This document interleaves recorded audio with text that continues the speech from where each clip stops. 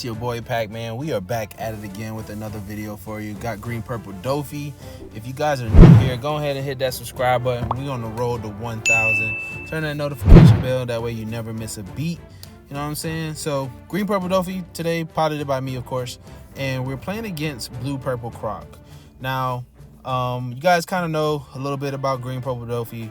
With blue purple Croc, it had got extra tools in red rock, and you know, obviously 1,000 worlds from last set, and it's just blues is just an issue for this deck, and being able to control the board is something that's really crucial. But as you can see, we did win the die roll. We elected to go second, and we're playing on curve. You always want to see your Nami on 4, use it, find a card. You want to keep your film count high so that way you never miss and be able to, you know, find everything you need. So we got the Guild Tesoro, and being able to drop Guild Tesoro next turn is going to be good, but I also do not like to drop it too early, but it's just automatic target removal, which is why. So we go ahead and swing 6 at me. I'm going to out counter this. I didn't want to take too much damage too early because I don't have the Thunder Bagua and I'm not able to ramp, but he goes ahead and does blue things. There's the 3,000 worlds, as I just stated. Gets rid of my Nami, so I'm glad we plussed off of it, because we would have actually got another card here, because we would have swung Nami for 5, use the effect, look for a card, swing 5 with leader, and basically throw 2 attacks at him.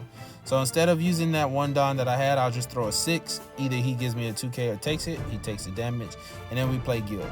So this is my friend Robert piloting Crocodile, and he loves the leader effect and being able to draw cards. And then since it also got the purple Croc, I believe it's an 8 drop, -2 Dawn, and then you heal a life, and being able to have access to the blue stuff that looks at the top 5 cards, you can set your triggers. So we go ahead and swings 5 at me. We counter out with a Uda, and then he uses 1,000 worlds again and bottom deck something. He slams down his Doflamingo to set up his top 5, and here's where it becomes a little bit tricky for him. So he has to make sure he sets these top 5 up, because he's going into the Crocodile turn next turn. So that way, whatever the next card is, he's gonna be able to put that as his life. So we do want to be able to pressure him here, and you know, hopefully deal a damage to where we put him down to 1 next turn, even though we're only gonna have 1 swing. We do want to put him down to 1, and we want to be able to keep his life low, just so we can set up, because we can just vomit on the board with Luffy, Zoro, or Luffy if you play Brook into Nami, and just be able to put bodies on the board. That's the beauty about the film package.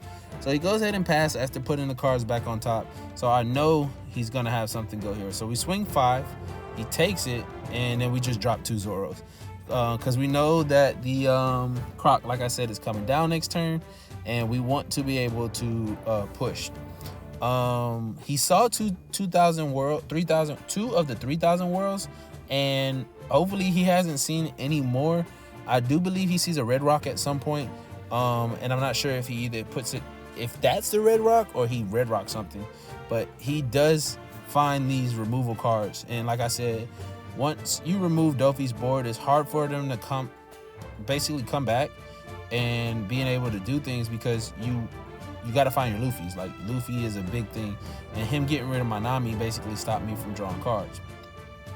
So I'll go down to 2 here, because I wanted more cards in hand since I played 2 Zoros, and I'm just planning out my Don here and just seeing, you know, which way I want to go. So because we're at 10 Don and we go 6 at leader, he's gonna go ahead and I think he either takes this hit or he blocks. He takes the hit, and it was red rock, so he knew the red rock was there, and I had to confirm. I was like, oh, okay, the trigger does bottom deck. I thought it bounced a hand, but it bottom decks it. Now I dealt 1 damage, and now I have my leader swing. So he took a 5 last time, so we just like throw a 5 again, see what happens. If he takes the 5, then we know we're in good standing, but he blocks a 5, so that also let me know he did not have a lot of counter power in hand. So we drop Guild here, and then we play Queen. We -1 Dawn, draw 2, and then we're going to untap 2 at the end of turn.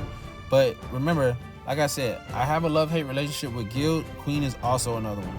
But we did see them later in the game. So now if we draw a 10-drop Dofi next turn, we can be able to continuously plus off this Guild. Because we already plus on the Queen. Being at 10 Dawn, minus in the Dawn doesn't mean anything. But having to play Queen early is where it really, really shines. Well, hurts. It doesn't really shine then, but it hurts. So it's like a love-hate relationship. So it could shine, but it hurts most of the time. Now, he goes ahead and pays 3. And I think this is where he made a small mistake. I wouldn't have paid 3 first, just in case he deals a damage to my life and I have a trigger, like a Punk Gibson or something, to tap it down. Or if I have Punk Gibson in hand, I could just tap the blocker down when he swings here. And let's see if we punish him here for it. He throws a 6 at my Zoro. And I'm like, well, if I draw a 10 drop, let's see if we can commit more of his board. He throws a 9 at my Zoro. We block with Queen. We spiderweb. We did not have the Punk Gibson. Punk Gibson would actually have been great there because that's his last attack, unless he dumps on Miss Valentine and Tuesday, which I highly doubt he does. Playing that 2K early might have cost him, but he was probably hoping to look into using another Brokeworks character to ramp early on, but he never saw it. So he passed his turn to me, and I'm like, all right, cool.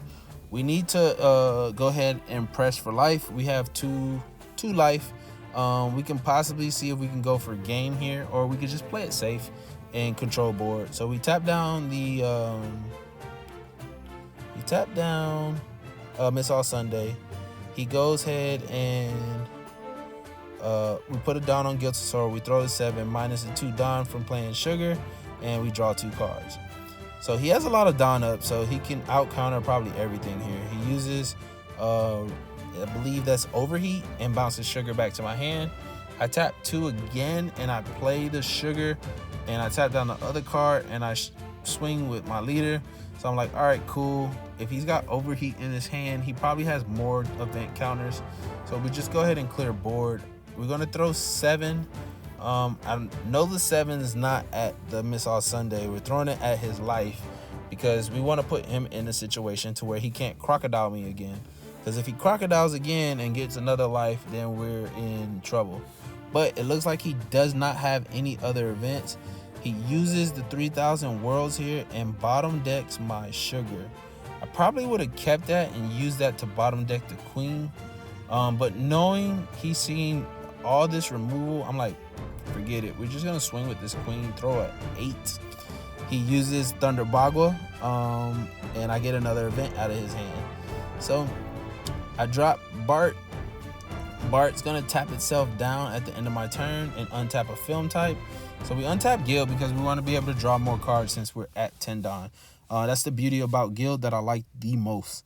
Well, yeah, once it's at 10, you can do that. But Bart is so good in the deck. I know a lot of people don't play Bart because it's expensive. It's also like how in Blue Dofi, you kind of want Jinbeis but don't need Jinbeis. And I feel the same way about Bart. But if you just have the Barts, it's just so much good, especially in the late game, being able to do this. Now, he's at 0 life, and he has 1 blocker. He uses the Kaido here to bounce 2 things back to my hand. But now he only has 3 cards in hand, and if he doesn't kill me here, we can go for game. So he wants to try to clear my board. He throws a 9 at a 6. I just use an event here, and that's gonna save me. He has no Dawn to put under his leader, so if he throws the 5 at one of my 6s, it just doesn't die. If he throws the 5 at me, I just take it and draw an extra card. Yeah, it's just free to draw the card here. No need to block. So I'm like, yeah, I'll take the life. And then he passes his turn. And then with him only having 3 cards in hand, it's actually pretty rough for him. I don't think the Kaido was the right play, and I think that might have actually cost him the game. He can block one of the 3 attacks with Miss All Sunday, but him getting it back in event with no Dawn open hurts him. So I think I would have probably just invested my Don into attacking the board with my leader in the 9-drop and forcing me to use multiple counters to save my board. So I could throw a 7. He uses Crocodile skill to minus a Don, draws a card, and pitches a card. So I'm not sure what he drew, but he did pitch a Kaido. But he knew that Kaido was there, and then there's the fist bump. So we take it with green, purple, Dofi. If you guys like the match in my commentary, let me know down in the comments. If you guys are playing any decks or want to see anything other than green, purple, Dofi, we got one more video. So look out for it. See you soon. Peace, love, happiness. Gone.